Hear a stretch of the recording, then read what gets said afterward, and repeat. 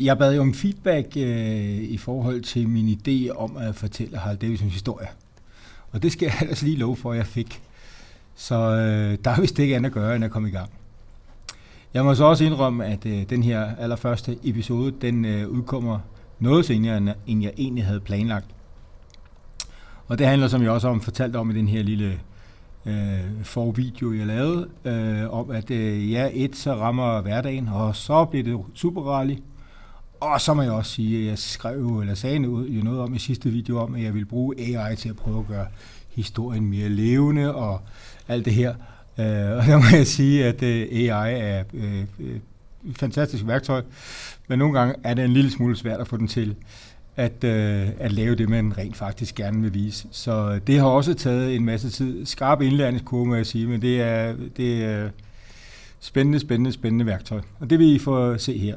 Men nu er der ikke andet at gøre, end at komme i gang. Så here we go. Her har vi episode 1 af historien om Harley Davidson.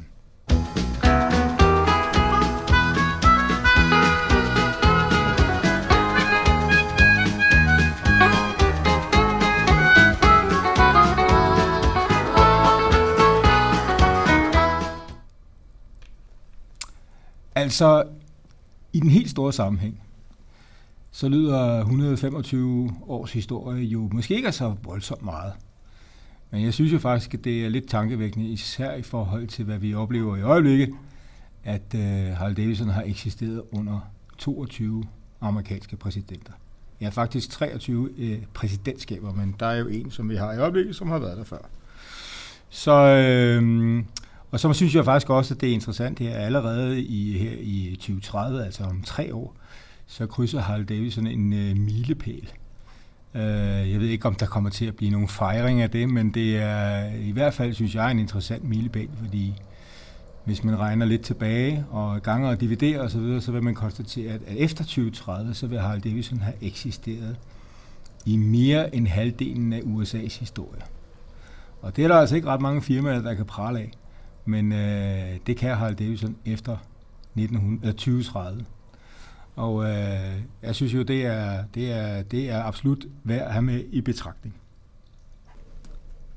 Jeg synes også, at noget, jeg har fundet under research til den her video, er, at livet omkring år 1900 var ærligt talt noget mere besværligt, end det vi kender i dag. Det er også værd at tage med i betragtning.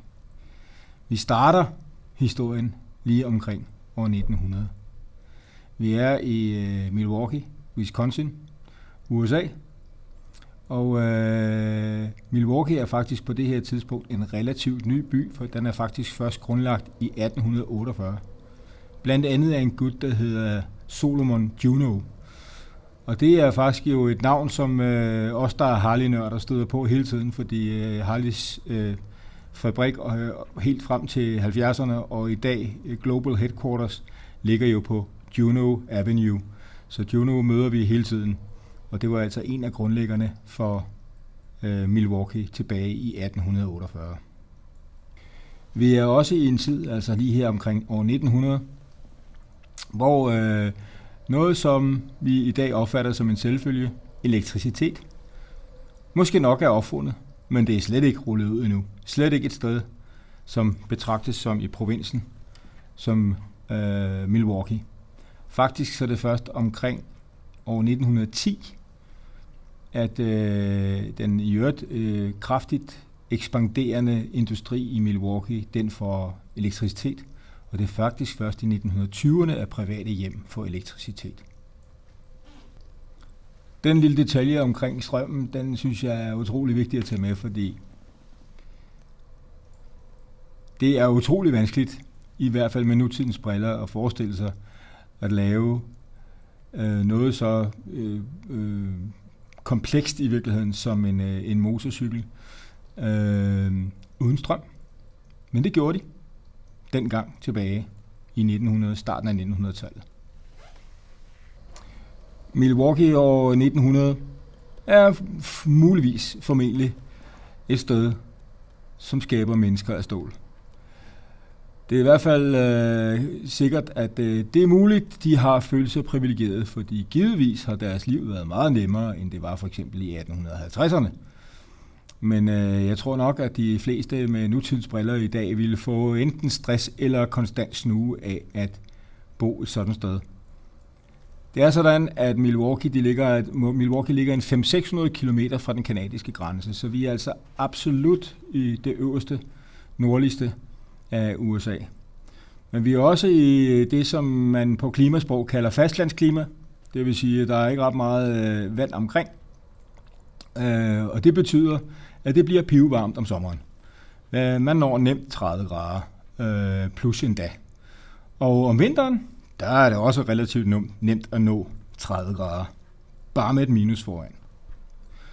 Apropos det her med vand, så ligger Milwaukee lige ud til en kæmpe sø, der hedder Lake Michigan. Og Lake Michigan er kæmpe sø, fordi lad os sige på den måde, hele Jylland kan med største lethed ligge i søen, hvis Jylland skulle have lyst til det. Det har Jylland nok ikke. Men den smider en masse fugt af sig, den her store sø. Og det betyder så, at det vælter med sne om vinteren. Og det er meget nemt at få snestorme og metervis af sne. Og så tænker man, hvad gør vi i dag? Jamen, vi starter traktoren, og så kan vi jo rydde det. Dengang havde de en skovl. Sådan cirka. Det kan godt være, at de havde lidt kraftigere grej til at rydde lidt større mængder sne, men der er ingen tvivl om vinteren, der har det virkelig været op ad bakke. Fordi det her, det er altså før vi får noget ret meget, som vi kan kalde motoriserede køretøjer. Togene, de var der. Damplokomotiven, de kunne komme igennem sneen. De var lavet til det. Men alt, hvad der hedder veje og gader og stræder, skovl.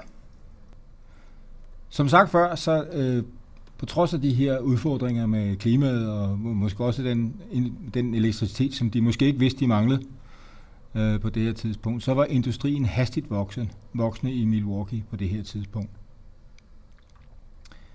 Det var et super sted at udbygge industri, fordi på det her tidspunkt, så er jernbanenettet udbredt over hele USA.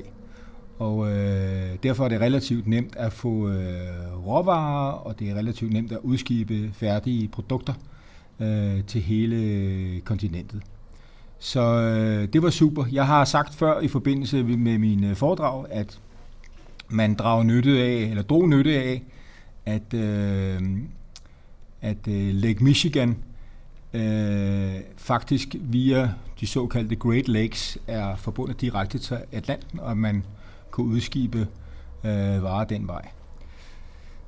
Det viser sig faktisk at være en and, fordi teknisk set er det rigtigt, men det er jo også sådan på det her tidspunkt, at de kanaler, som i dag gør skibstransport relativt nemt, de var ikke udbygget på det her tidspunkt. Så ja, man kunne få skibe igennem, men ikke særlig store skibe. Og igen, den her jernbane var et langt mere effektivt og hurtigt transportmiddel i forhold til både råstoffer og færdige produkter. Så det med skibene, det er altså, beklager, en and. Man transporterede varerne via jernbanen. Nå, nu ved vi lidt om tiden, og vi ved lidt om stedet. Så nu skal vi møde to af de første stjerner i det her show. Det er to barndomsvenner, William S. Harley og Arthur Davidson. De arbejder begge to det samme sted, hos et firma, der hed Bath Manufacturing. Det var et firma, som på daværende tidspunkt producerede lifte og elevatorer i Milwaukee.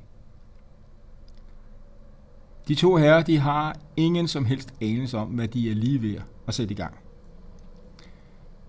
Men vi må sige, at unge mænd, 20 år, hvad laver de, når de har fri? Det samme som i dag. De går i byen. Og her skal vi møde en ung dame, som helt givet, uden at vide det, sår et frø.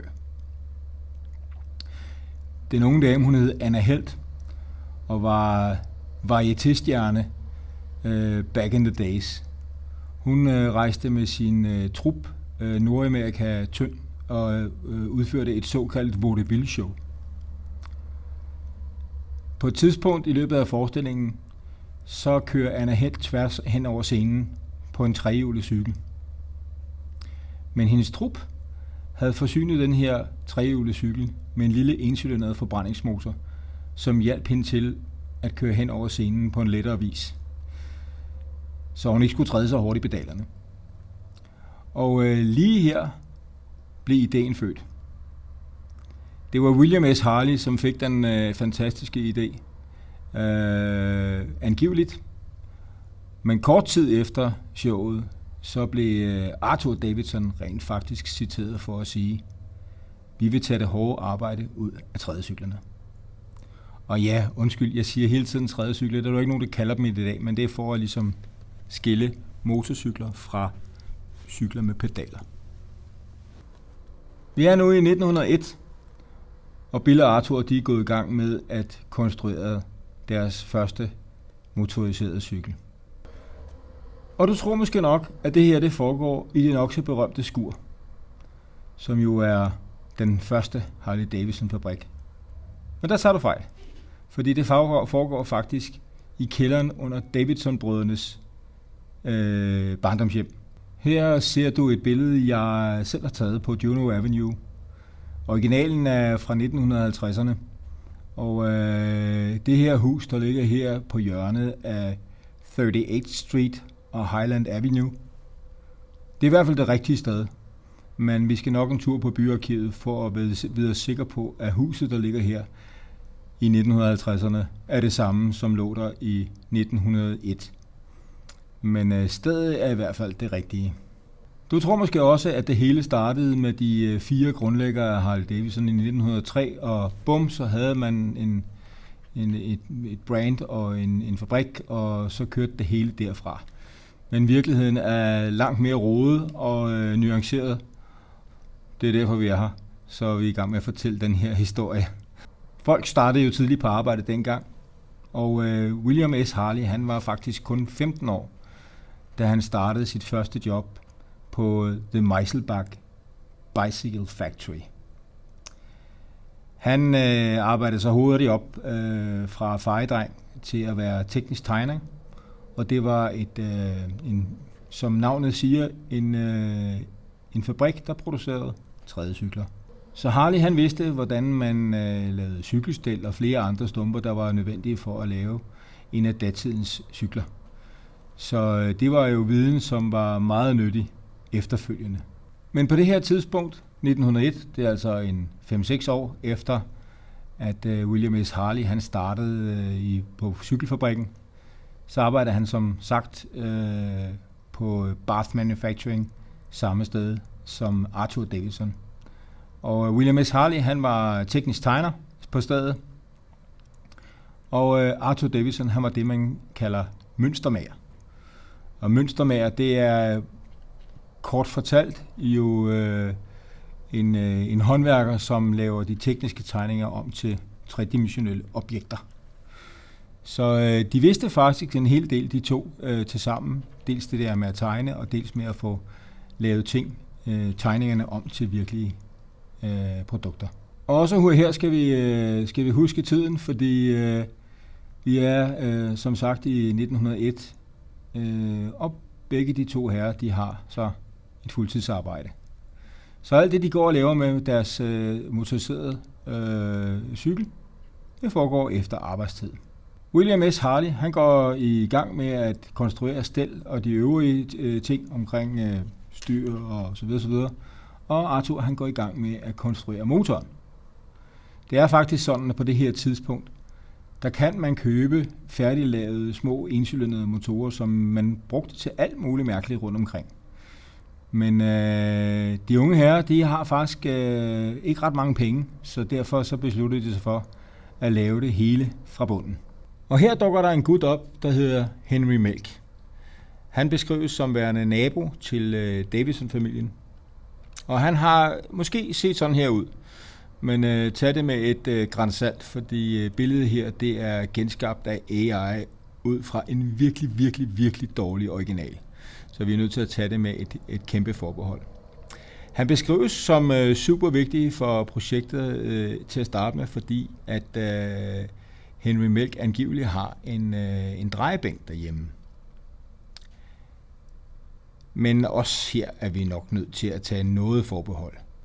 Fordi drejebænke dengang, det var altså nogle kæmpe skrumler på et par tons. Det er den ene side af sagen. Den anden side af sagen er, at drejebænke dengang, de var altså ikke drevet af elektricitet, ligesom de er i dag. Fordi i dag kan man jo godt forestille sig, at man har en drejebænk derhjemme. Man kan få drejebænk helt til meget små, drejebænk til meget fine ting osv., men en ordentlig størrelse drejebænk, som man kan bruge til et projekt som det her, har været et ordentligt skrummel på den her tid. Men det var også maskiner, som var drevet af eksterne motorer. De her eksterne motorer til at drive for eksempel drejebænke, det var typisk en centralt placeret dampmaskine, eller i nogle tilfælde også en såkaldt hit-and-miss motor. Men hvis man synes, at en drejebænk er et stort skrummel, så var de her motorer jo meget, meget større. Og systemet var sådan set, hvis man havde en fabrik, at man havde en centralt placeret motor, og så var der så nogle aksler op under loftet, hvor man fra motoren var forbundet op til de her aksler med nogle læderbælter. Og de her aksler, de havde så udtag derhen af, som også via nogle læderbælter trak de her drejebænke.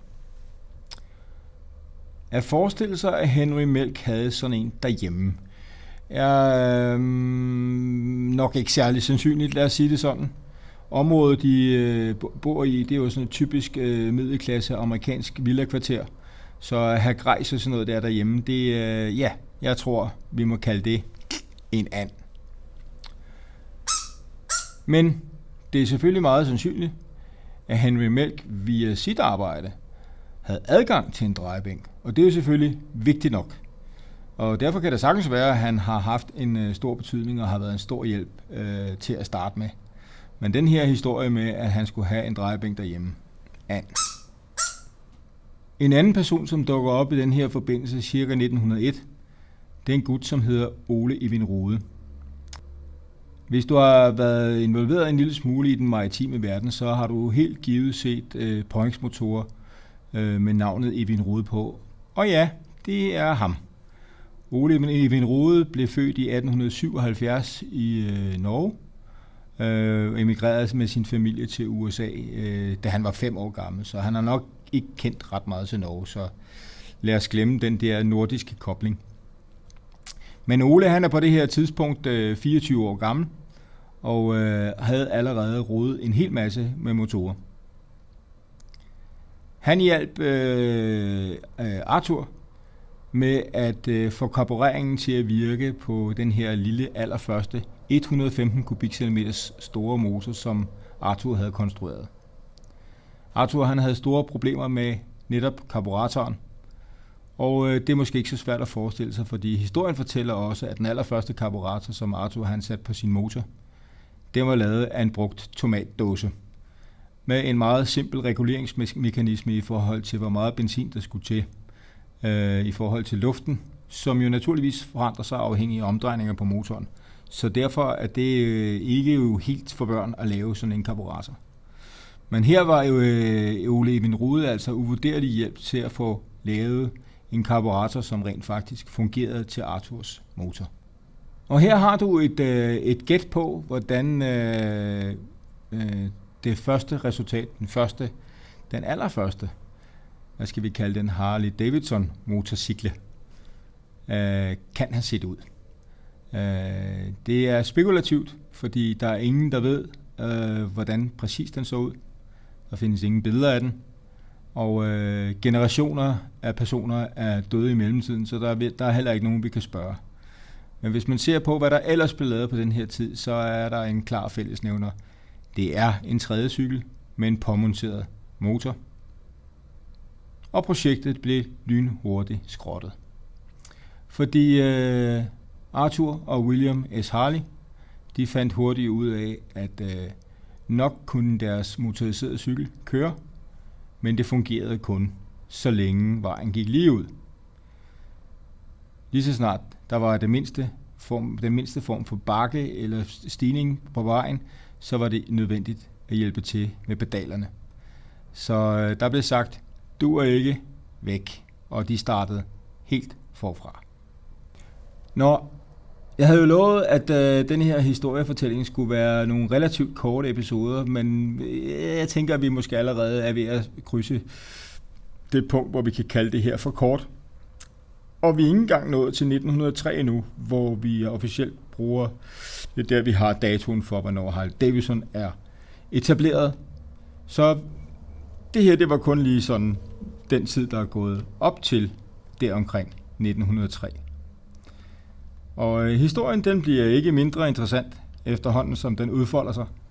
Men det kommer du til at vente til episode 2 om at finde ud af. Så jeg håber, du har lært noget allerede nu. Og så regner jeg med, at vi ses i episode 2, som udkommer lige så snart jeg har fået den lavet. Hvornår det bliver, det ved vi ikke, men den skal nok komme. Så tak for opmærksomheden. Vi ses.